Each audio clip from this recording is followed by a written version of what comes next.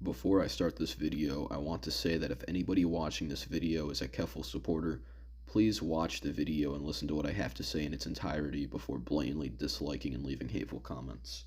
A lot of you have probably heard of Keffals, but for those who haven't, I'll give a brief rundown on who they are. Keffals is a transgender influencer. They stream on Twitch, post on Twitter, and they are a content creator on YouTube. Recently, Keffals rose to fame because they are trying to take down a website called Kiwi Farms, and because of this, Keffals has been a victim of harassment, doxing, swatting, and more. In this video, I'm going to try my best to break down all of the drama regarding Keffals and why I don't believe that they are as much of a saint as they make themselves out to be. Like all of my commentary videos, I'll be breaking everything down into segments for the sake of simplicity. With all of this out of the way, let's get started.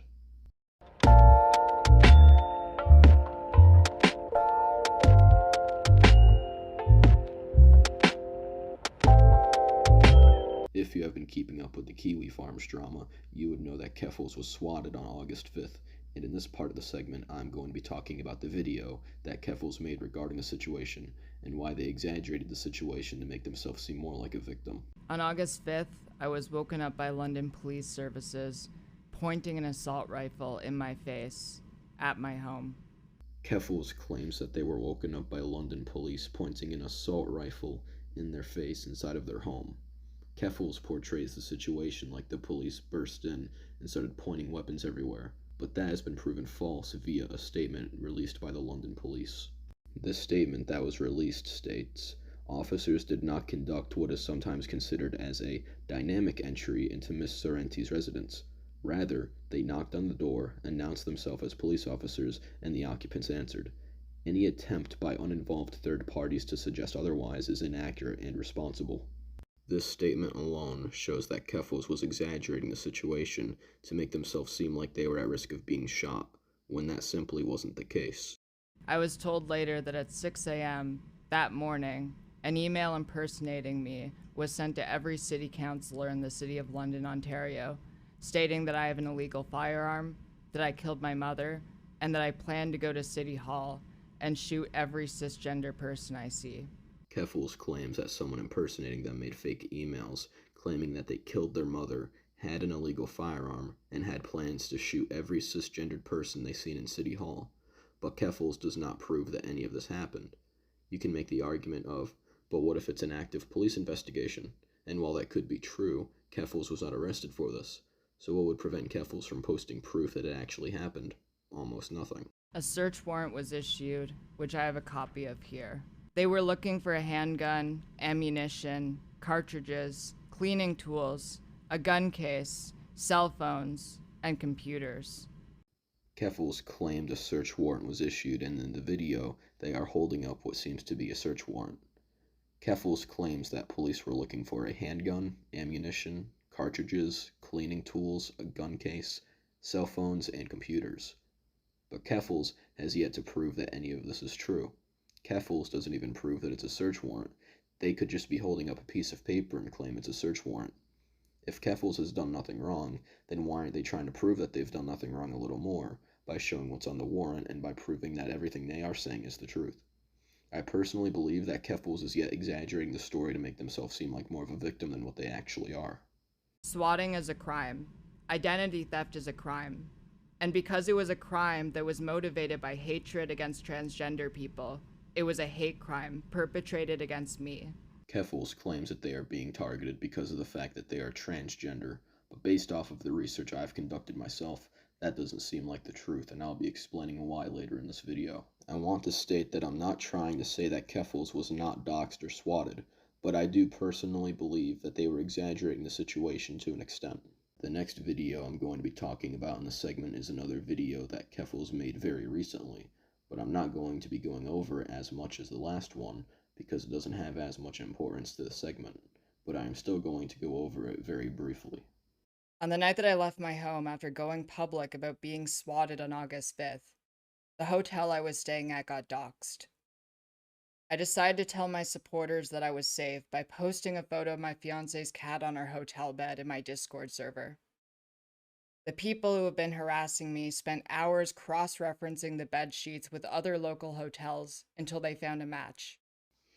In this section of the video, Keffals claims that people found out what hotel they were staying in because of them cross-referencing the bed sheets in hotels in the area, but I think anyone with an IQ higher than 3 can tell that that's bullshit for many reasons.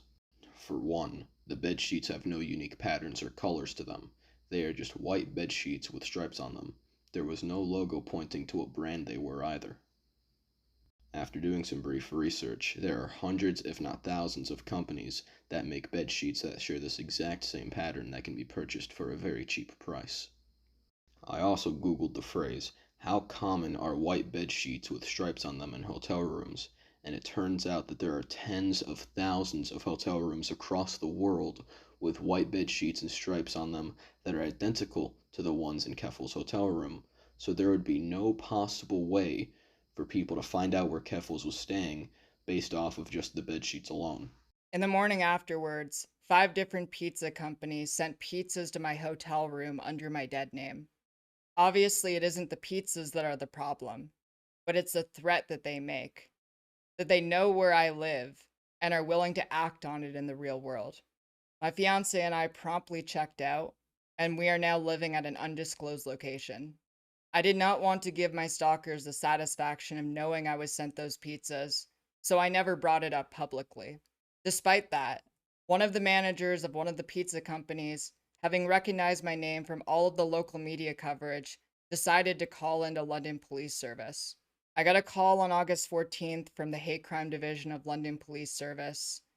They are now investigating what happened as criminal harassment and are attempting to trace the IP address of whoever sent those pizzas. Keffals claims that people started sending pizzas to the hotel under their dead name. But Keffals doesn't prove that any of this happened, and why is that? Most likely because it either didn't happen or they exaggerated the truth of the situation. Keffals also claims that the police are trying to find the IP addresses of the people who sent the pizzas, but that doesn't make much sense because of the fact that an IP address does not give the exact location of where someone is. It just gives a rough estimate that can be anywhere from 5 square miles to 100 square miles. And what if the people who allegedly sent the pizzas were using a VPN? Then there would be almost no possible way of finding them. Personally, I do believe that Kiwi Farms was responsible for a lot of this given the website's history, but Keffals tries to say that Kiwi Farms is used entirely for stalking and harassment, which isn't the entire truth. Kiwi Farms has been used by many people to archive information on horrible people like Hypnotist Sappho, Quantum Kitty, Winter Green, Doug Spink, and several others. While many innocent people have been damaged because of Kiwi Farms, a lot of horrible people have been arrested due to the information that's been posted, saved, and archived on Kiwi Farms. I want to make it clear yet again that I am not denying that Keffals has been swatted and harassed, but what I am denying is that Keffals is being 100% truthful about the situation because a lack of proof and inconsistencies in their stories about the situation. I also want to make it clear that I'm not trying to glorify Kiwi Farms, but I do personally believe that it has its uses in terms of getting horrible people off the internet and put in jail or prison. Now, this next segment is going to be a bit more confusing for some people, so I will explain it to the best of my ability.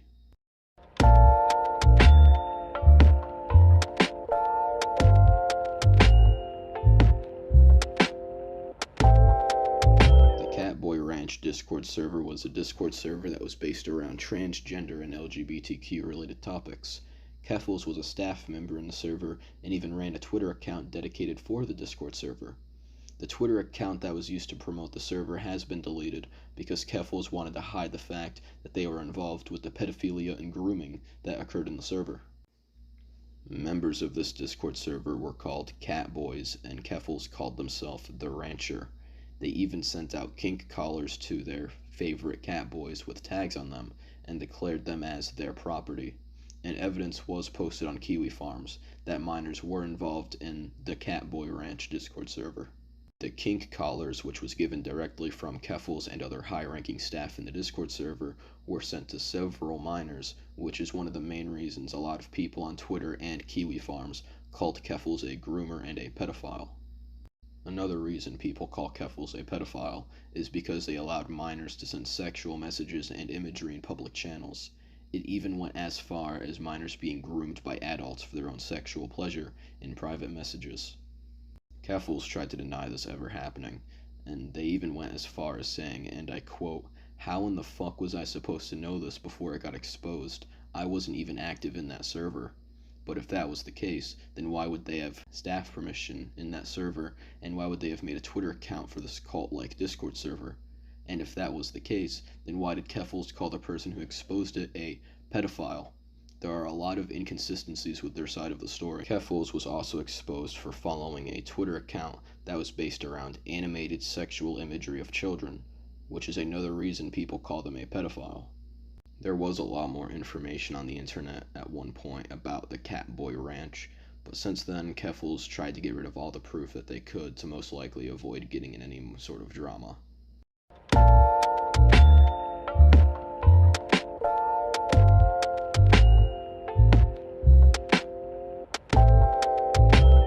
People in a Kiwi Farms thread explained how Keffals promoted a website called the Do-It-Yourself Hormone Replacement Therapy Directory. According to Kiwi Farm users, a friend of Keffals named Chloe Elsevier Solanders, also known as Bob Posting, runs this website. Keffals admitted himself that they were a promoter and a sponsor of this website. Chloe, the owner of the website, reportedly produces the hormones in their bathtub and teaches minors how to make and use them. They secretly distribute the hormones to many minors without parental or medical oversight. I think it should be worth noting that HRT requires lab testing and several other measures to make sure it is safe for use, and the HRT that's being made in bathtubs is obviously not lab tested, so there is a chance that it could cause physical development issues and several other health problems. HRT is also a Schedule III drug, which means it's a controlled substance and requires FDA permission for manufacture and sale. But obviously these people don't care that what they're doing is illegal. A discussion that Chloe had in a Discord server with a minor says, and I quote, "I can't do stuff that isn't prescription because I can't buy anything without my parents' consent." To which Chloe responds with, "I mean, only if they find out." Chloe also says, "I have unironically pink pilled like half a dozen minors, and by pink pill, I mean point them to HRT resources after they reach out." In these messages, Chloe clearly admits to selling a controlled substance to at least half a dozen minors. In this screenshot, Keffals said, "To all TERFs who might read this, I have assisted at least a dozen minors to get on hormone replacement therapy. Cope and seat." Someone replied with, "Tell me how, please," and Keffals responded with, "I used to help run a youth group for trans people ages 12 to 20, and we helped them by directing them to informed consent clinics where they could start taking hormones and showed them how to use the medical system to get it covered by government health insurance if they needed." Now, the ages to legally get HRT related substances ranges between 18 to 21, depending on what state or country you live in. I also want to point out that in some states and countries, you need a parent and a doctor to consent legally to get the hormones if you are a minor. And in some states and countries, you can't legally get the hormones if you're a minor, even if the parents and the doctors are okay with it. This means that Keffals either encouraged minors to go behind their parents' back to get said HRT, or they encouraged minors to get black market HRT and twisted the story of what they said in the Twitter replies, or they did some other method to get HRT for minors in secret. I do want to clarify that I am not against transgender people or trans youth, but what I am against is giving HRT or any other hormonal drug or substance to minors or people who are not completely developed mentally or physically, because it can cause permanent and irreversible health problems for minors and it could screw up their life forever. Keffals is aware of the things that I have mentioned in this segment, but they do not care because they have their own agenda.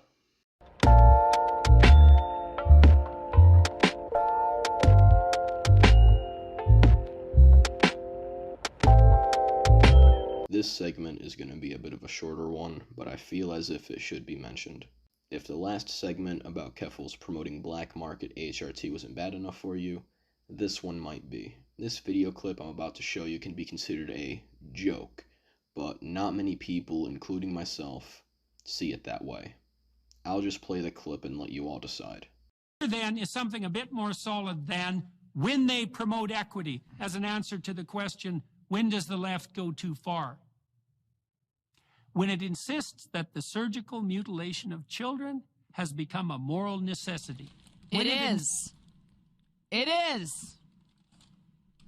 We are going to remove every penis from every child, and every child that does not have a penis, we are going to stick that penis onto that child, and we are going to take the balls from the one child, we're going to stick them on to the children without balls.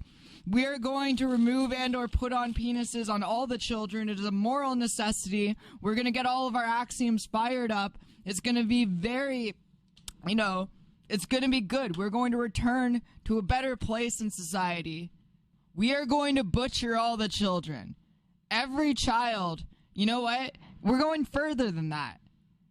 For every child that doesn't have a penis, we are going to chop 2 penises off of children that have penises, and we are going to attach 2 penises per one child that doesn't have a penis to make up for all of the lost time that child did not have a penis. Now, many people have said, oh, it was just a joke. Okay, well, where's the punchline? What's funny about it? Where's the funny? I can't seem to find it. I doubt that Keffals was serious about this, but how are they going to be allowed to talk about child genitalia and not get banned from Twitch for it? Wouldn't some people see it as kinda pedophilic? In this tweet I'm about to show, Keffals says, "The scum of the earth might call me a groomer for this, but if a minor approaches me and asks me how to transition, I will point them to resources to help them do it. I'm gonna transgender your children. Try to stop me, bitch." I don't think I have to explain why that's fucked up.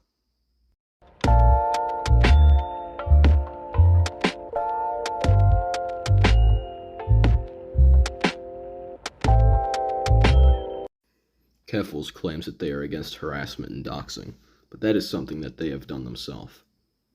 In this screenshot, the name Josh is mentioned. For context, Josh is the primary owner of the Kiwi Farms website. In the screenshot, Keffals is threatening to dox a person in Discord DMs. The messages read as follows. "I have your face and name. I know what schools you went to. I know every member in your family." The victim replies saying, "Spooky, is that why you sent some random ass kid?"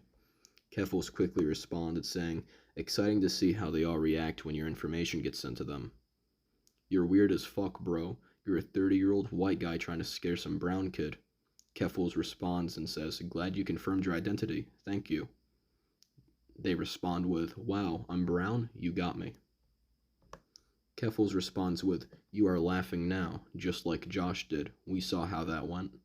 Winter responds with, "You're Josh's #1 fan." And the ending of the conversation is from Keffals saying, "You have the choice. Your life is on a diverging path. You can walk away or you can see what comes next."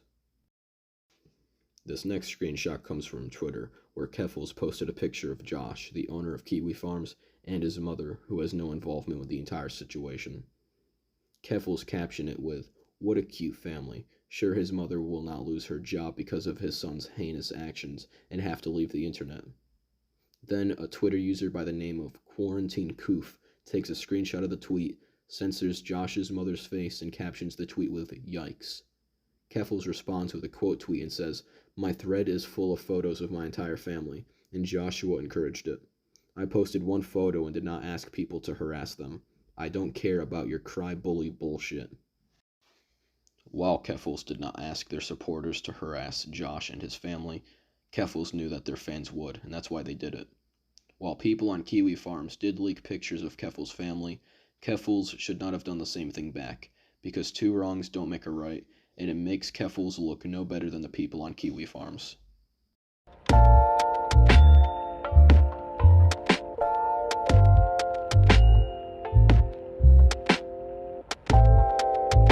Keffals is not the most fucked up person I've discussed on my YouTube channel, but I felt like they were someone I should talk about because a lot of people portray them as a saint, when in reality they are very far from it. I personally believe that Keffals did not start a campaign to take Kiwi Farms down because they think it's a horrible website. I feel as if they wanted to take it down because of all the allegations made about them on the website, but that's just my personal opinion. Anyways, if you all enjoyed this video, feel free to like and subscribe as it really helps out my channel. And if you want to keep up with what I'm doing, feel free to follow me on Twitter, and I'll see you all later.